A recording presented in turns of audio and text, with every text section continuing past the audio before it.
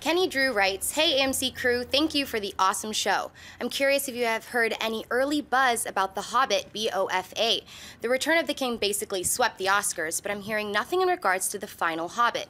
Is this because the first two Hobbit movies were not as highly regarded as the first two The Lord of the Rings? Thanks and keep up the great work." You know, in as much as everybody talks about how much they didn't like the first Hobbit movie, it didn't live up to this and didn't live up to that. Yeah, because it didn't. Man, the box office sure did well. I don't know where all these really disappointed people are. I'm one of these people that I adored the first Hobbit film. To me, as a kid who Two dwarf songs? As somebody who grew up reading the books, the moment they start singing the Dish song, I was in love with the movie because I remember that so well from the book. Yeah, but and for then me it was the opposite. It made me because I loved the book. I read it like several times growing up, and I felt like the movie kind of crushed my memories a little bit. Oh, see, for me personally, it brought it to life. So interesting. And then the second one I thought was even better. The barrel scene and all that kind of stuff. I just fell in love with that. So I've been really happy with The Hobbit. But why haven't we heard anything about the third one? Well, because nobody's seen it. Yeah, so I mean that's a pretty key thing. But I am surprised there has not been more marketing for it yet. It's not that far away. They don't have to. They don't have to spend money. They don't have to tell people it's great, because we all know that even if we didn't care for the first one, which I didn't, they're at a certain standard at this point. We've seen 5 of them, and they've all been good to spectacular. Yeah, exactly. So the last one got me on board. Yeah, I liked Smaug. Smaug.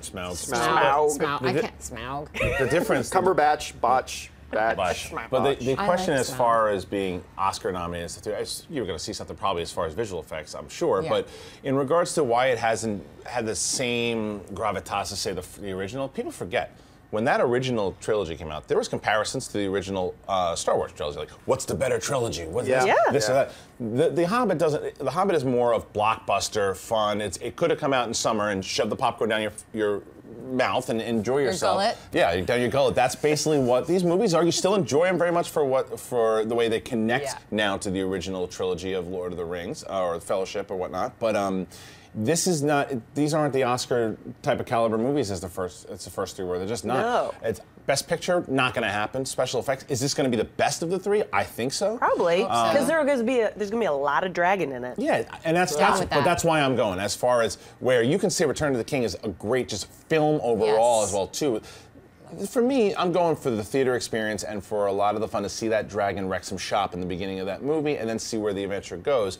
And it's going to be an adventure for me, an adventure film, and a time to lose myself in the movie theater, different from the original. Okay. Too tough a year, guys. Over under. Yeah. Over or under. The amount of time that Smaug will actually be in the third film, over under 12 minutes. Over or under? Over. Miri? By a hair over.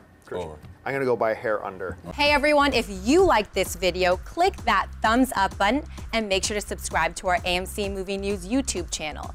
It's free and helps you stay up to date with all the latest movie news, as well as our daily AMC movie talk show. Also, make sure that you follow us on Facebook and Twitter to stay up to date with all of our special promotions, contests, and prize giveaways.